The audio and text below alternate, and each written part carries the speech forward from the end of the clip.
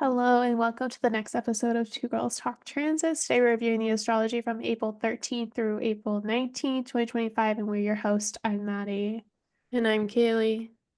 So we have a quieter week this week, but it is a week of a lot of sign changes and shifts. So we are coming off of that full moon in Libra now, and on the 16th, which I think it's a quieter after the full moon. So this first aspect doesn't happen until Wednesday on the 16th, but it is Mercury will enter into Aries and then promptly conjunct Neptune in Aries. So this is, this is what we're talking about, like how both Venus and Mercury were conjuncting Neptune. They were doing it in Pisces when they were entering back into Pisces in late March. And Hmm. now at the end of their retrograde, they're all direct. They're going to be going forward and entering into Aries and conjuncting Neptune there. So pieces of this is like one, yes, we are reviewing the second half of the Mercury retrograde that happened in Aries. But we are also now getting a real big feel and taste of Neptune in Aries, with Mercury being the messenger and like giving all this information about, hey, this is the new Neptune feel now. Yeah, definitely like incoming information about how that does feel.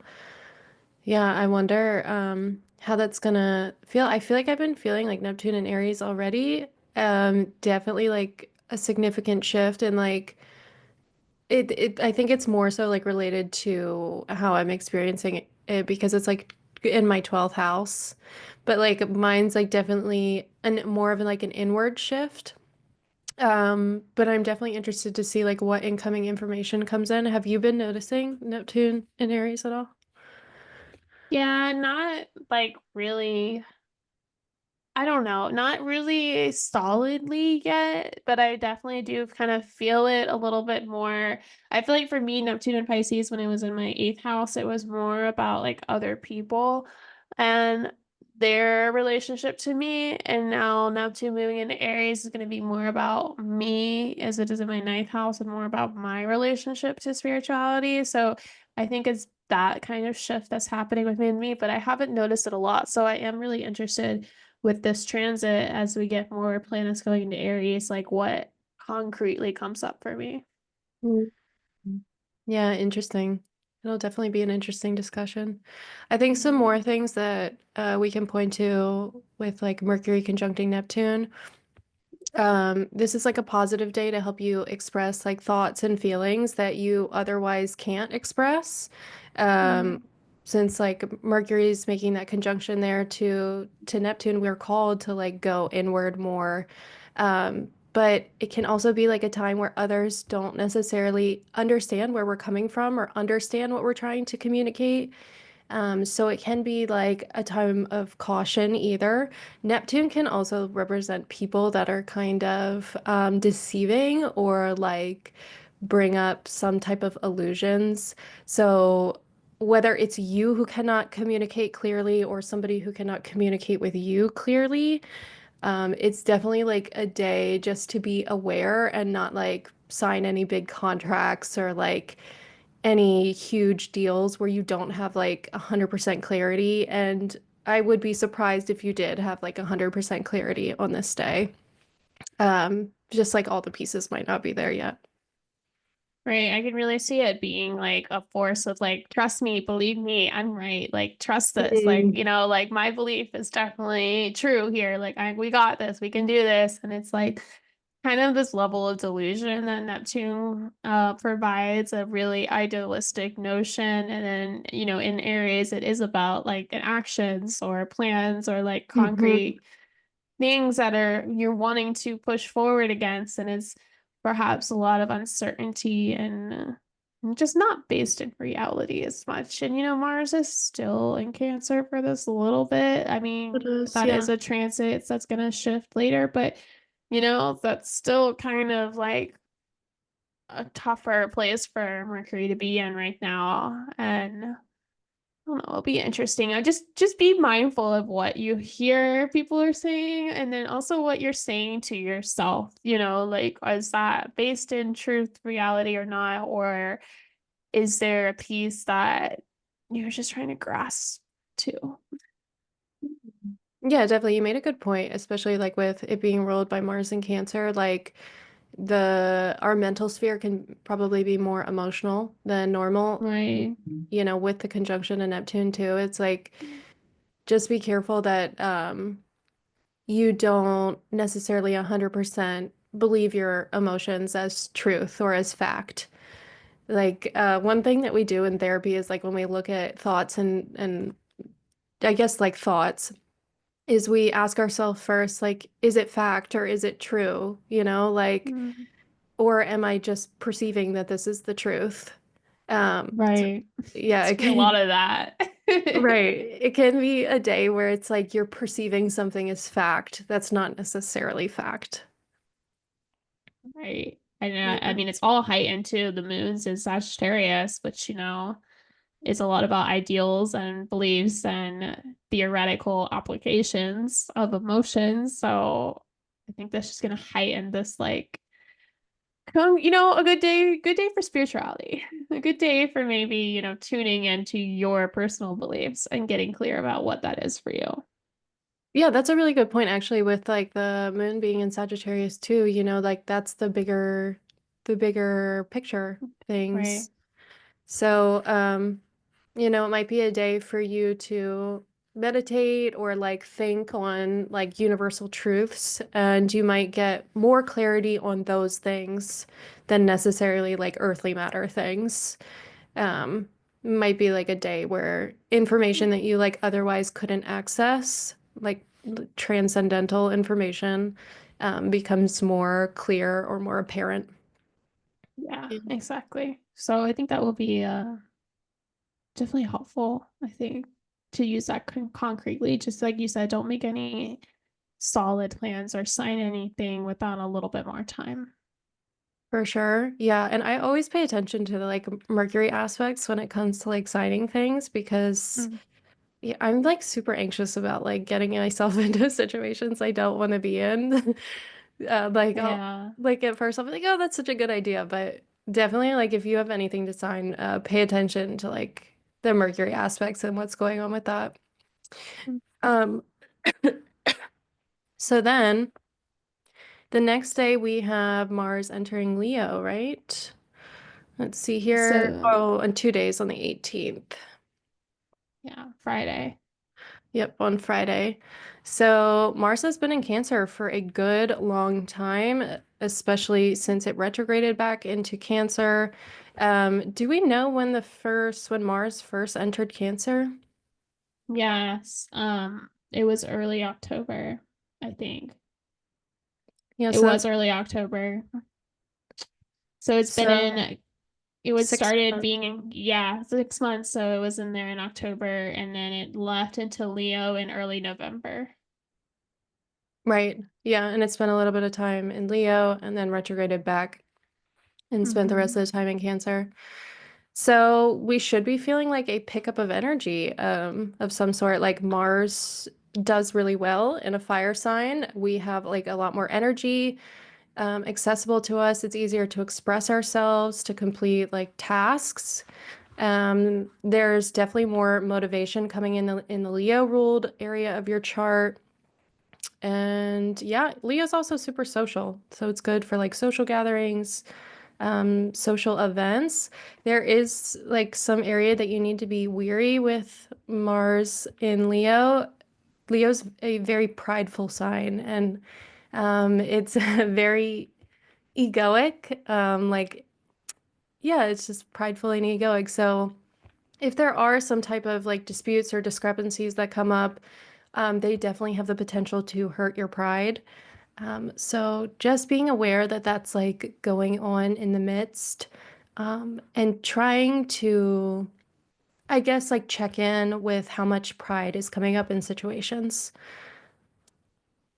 Yeah, I think I'm excited for Mars to be out of its fall because then this means that Mars can actually focus on martial things and not on lunar things. And Mars being Hmm. in Leo is definitely a place where Mars will gain more strength and it will gain more power, and so it will be more direct. Yeah, Leo is an egoic sign, but it is a sign in terms of its like it's self-expression. It is about your authenticity and how you show up and be yourself and just shine light and inspire others through that. So there is definitely a push to be more louder in terms of like what is important to you. And I think that's coupled as with the Aries energy that we're gaining as well. There's just like all this push to be like, I need to take care of myself first. I need to push through what I want to do. I need to have more of that excitement.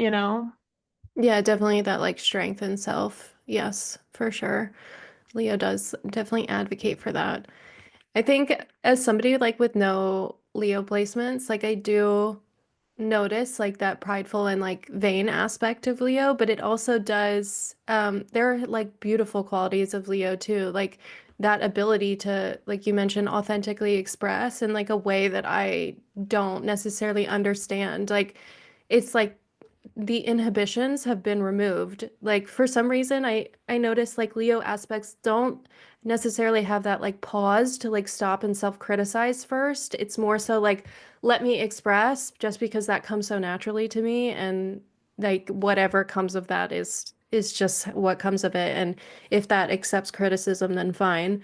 Whereas like people with not a lot of Leo placements like myself like might be like, "Oh, but like what will people think?" Or like like take a minute to be like, is it safe for me to like show who I truly am? Um, so yeah, I really definitely like admire Leo placements in that way. Right, because it's ruled by the sun. So like the sun, it gets its validation when it's ruled by the sun, it gets its validation from within, purely from within, like not from any other source. Like the moon may get a validation from your emotional field or your family. The Venus will get your validation from other relationships. Jupiter get your validation from beliefs and like the higher connection. But the sun is just yourself. So you get that like Leo is validation just truly within itself. Like the only thing that feels good is if it feels good to itself. And so that is the point of like why Leo is just so focused on itself. And then, here, I think it is good if you have spent so much time with Mars and Cancer taking care of other things, like taking care of your family, taking care of children, or, fighting for your house or fighting for like these protective measures in Cancer. You can now get a break from that. It's been several, like 4 months of this, and you can finally be like, what do I want to do? Like, what do I want Mm. to create now? What is important to me? Like now this is behind me. What can I do for myself? Yeah, Yeah. that's a really good point. I think definitely in like the Leo ruled area of our chart, we might be asked to like, step into that more I-centered or I-focused part, and we might, want to receive some type of praise or recognition for whatever actions we decide to take in that area, and just like express ourselves in that area of our chart. Yes, the only caution that I have is though now that Mars is in Leo, is that it is immediately coming into an opposition with Pluto in Aquarius. And that will build for I think a week or two before it goes exact. So we will discuss it more later. But I think as soon as Mars enters Leo, you will be feeling the opposition. And that is again though the fight of I versus them, like what I want, what I need versus this power dynamic, this powerful influence, this community orientation that I need to be aware of. Um, there's definitely tension brewing in the sky right now. Yeah, that's a really Yeah. interesting point because it's a revisitation of some aspects that we had earlier last year. Well, like I'm trying to remember, but we had like one, I think our last like Mars and Cancer opposite Pluto and Aquarius, that was like in the fall. And then we did have like one more Hmm. in the very beginning of January when it was in Leo and Aquarius. So maybe you may want to revisit that for yourself if you're like curious of where this is. It's like January 1st, like right before Mars retrograded back into Cancer. It's like the Hmm. December 31st, January 1st or so, right around then is when we had the second Mars Pluto opposition with Pluto and Aquarius. And so that was like, it may come back to that, kind of that revisitation of like what was being a real fight for you at that time. Yeah, I remember when we talked about it on the podcast last time, I believe that Mars was in Leo, I'm almost certain. And it was making that opposition to Pluto, and I think it was like there was like a car that had like exploded outside of a Yes, remember? yes. Yeah, Yeah. it was a Tesla. That's what I thought. I was like, something Yeah. was It like was a coming to mind, Cybertruck. but It was yeah. a Cybertruck, yeah. That's so funny too with Pluto and Aquarius, it being a Yeah. Cybertruck. There were other stories. I don't remember, but we did talk about them on the podcast. But like real Mm. gruesome, explosive thing, being in fire, Mhm. sign fire, air. Yeah, a lot of that could probably come up. And it's further fueled by our next aspect, though, unfortunately, on Saturday. The sun will enter into Taurus on Saturday, April 19th, and promptly square Mars. I mean, again, it doesn't go exact until I think next week when we'll talk about it more on the podcast, but like as soon as it changes signs here, um, while the sun in Taurus is like going to be a cool down from all the Aries energy, I think it's showing where we're having this intense conflict of like where we want to take action and where we have to put our energy elsewhere, or where we need to focus on keeping the peace or keeping things calm and careful and stable, that Mhm. being Taurus, Venus ruled sign. But, it's coming into this T square with like Mars moving slowly opposite Pluto, and then the sun also coming into a square with both of those planets. And again, it's not this week, but I think you'll start to feel it this week. Yeah. Um, and just this like conflicts in the fixed sign areas of your life. Like in Leo and Taurus, those signs naturally conflict with each other.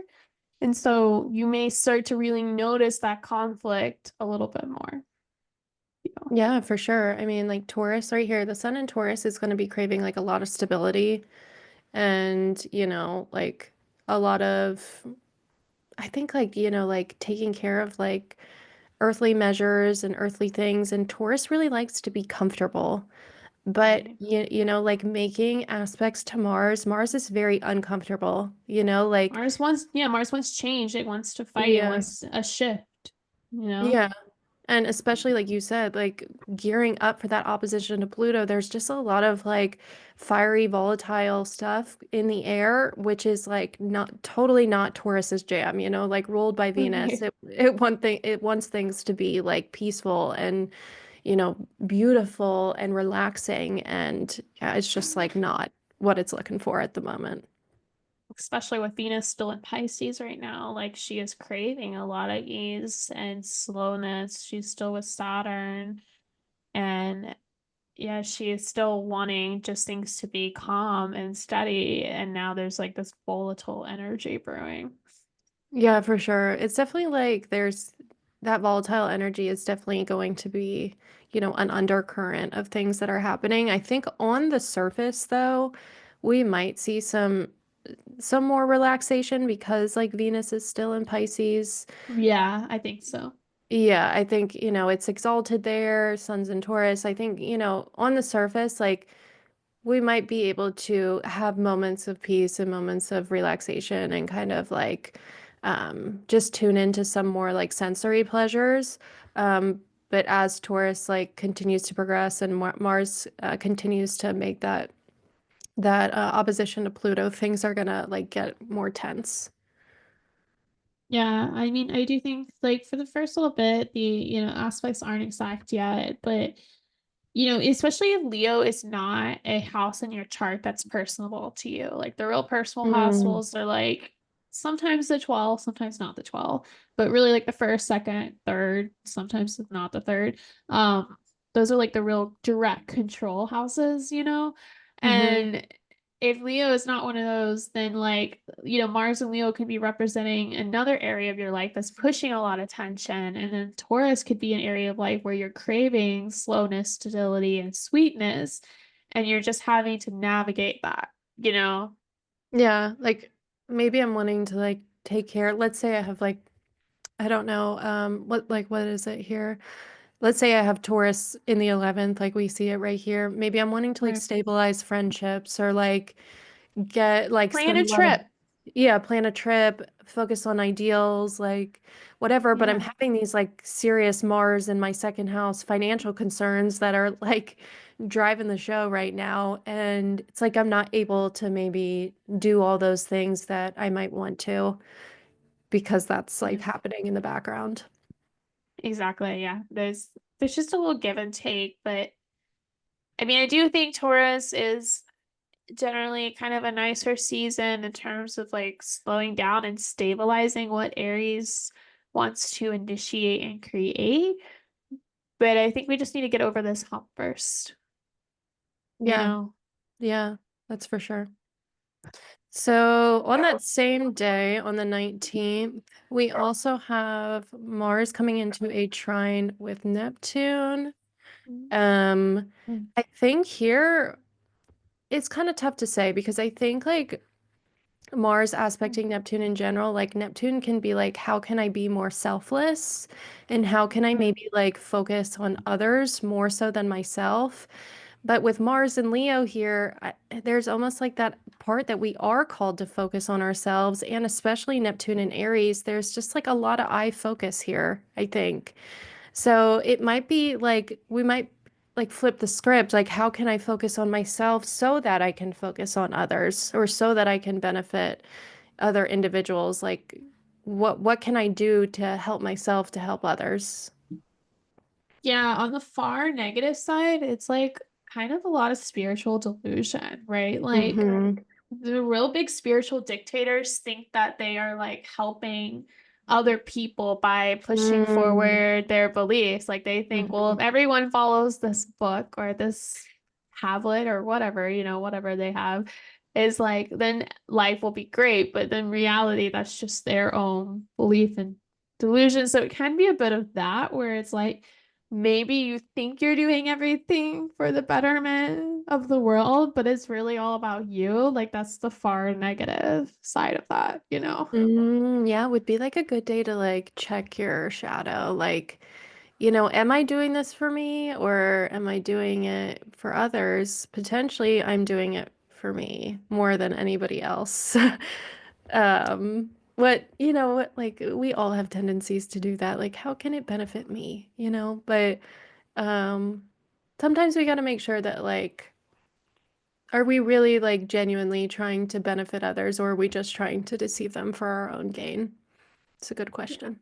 Yeah. Yeah. And then, the other piece of it too is just like, are you ignoring something? Like, I feel like with Neptune being placed here before Mars makes the aspect to Pluto, Mars is trining Neptune. Like, are you ignoring something that's going to be a bigger issue down the road? Or are you like choosing to see kind of rose-colored glasses on, like, oh, well, I have trust and faith that this will work out, or, it's not clear. So, it can be a little bit of that, and the positive side of that can be though being able to develop trust and faith so that if you are feeling the tension from like what we just talked about, like being able to be like, okay, but I can rely on this instead, or these beliefs, or this direction to use that to help me move forward.